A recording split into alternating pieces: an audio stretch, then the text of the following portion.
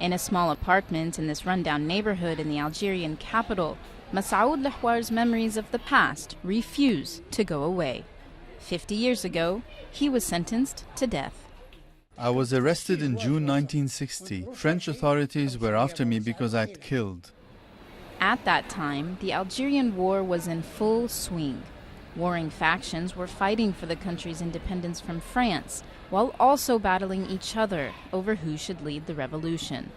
Messaoud was in Paris after fleeing Algeria with forged documents in the late 1940s, as he feared arrest for his involvement in an operation against the French authorities.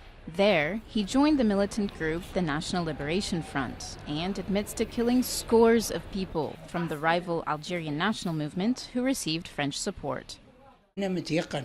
When I think about the people who died, and I killed, not only me of course, there were others with me, we killed more than 100 people. Messaoud was arrested and sentenced to death, but was later pardoned after a ceasefire was called.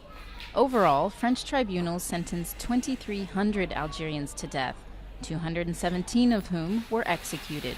Many former prisoners now live in impoverished conditions, as they lack a proper education to find good-paying jobs. They say the Algerian government isn't doing enough to help them. My children make fun of me. They don't believe me. They tell me, Dad, if you were a hero of the nation, they wouldn't leave you like this in poverty. Activist Mostefa Boudina agrees and is also working to encourage the French government to do its part. It has to assume its historical responsibilities. It's a painful history. It has to assume it. It's a history that contained crimes, but it has to assume it. Such a history that is proving impossible to forget.